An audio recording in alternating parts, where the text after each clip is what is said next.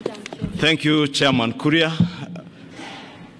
Members of the press, I think as you have heard from the changes that have been made to the proposals in the finance bill, which will be tabled this afternoon in the National Assembly, I think it's important to mention to members of the public, including the public-spirited Kenyans who had intended to occupy Parliament, that there is absolutely no debate today. It's just the tabling of the report. Debate shall begin tomorrow morning, the whole of tomorrow, and continues to Thursday, and will allow time over the weekend for possible amendments from other members of Parliament. You may have realized from the amendments that we have done, there are a number of things that we intend to achieve. Besides the raising of revenue, is also one to ensure that Kenyans have more disposable income. You will notice from the changes that will be proposed by the chair in the report that you table this afternoon, we are devoting more money back into people's pockets, especially the employed Kenyans who have been contributing to the housing levy. The housing levy has been proposed together with the Social Health Insurance Fund, the National Social Security Fund, and now the housing levy to be tax deductible. And that will ensure that what will be subjected to pay as you earn will be an amount less than what was there before. And therefore, more disposable income will be going to many employed Kenyans.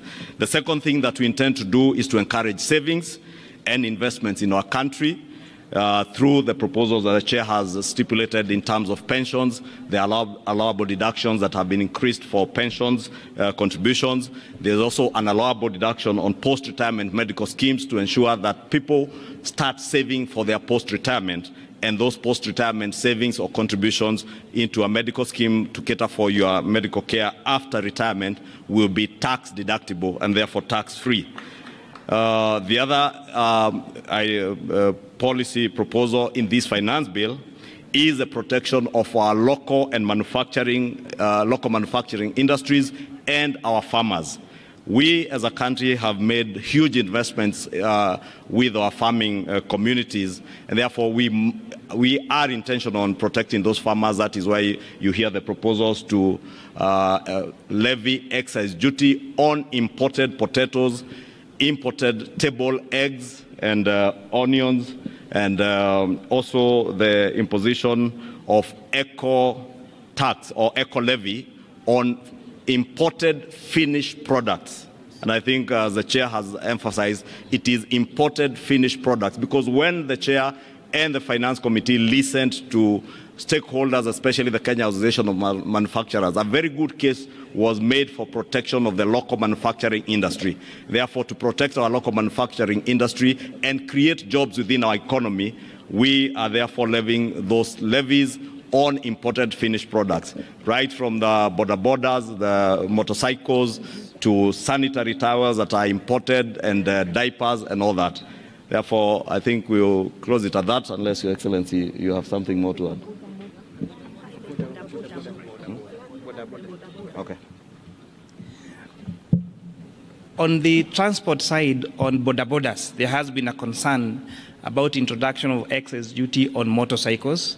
Again, the decision that we made last year to incentivize local assembly of motorcycles have seen a lot of institutions set up local assembly of motorcycles here in Kenya. There is no reason why we must import a complete finished motorcycle from China.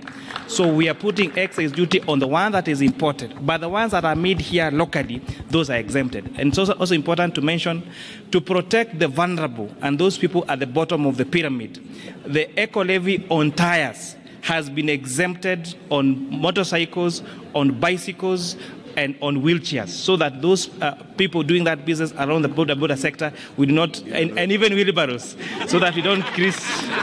So there is no worry, there is not going to be increase in the price of wheelbarrow or motorcycles or tuk-tuks or bicycles. Thank you very much. Or mkokoteni. Asanteni, there is lunch. Karibuni lunch. I just want to hug you because I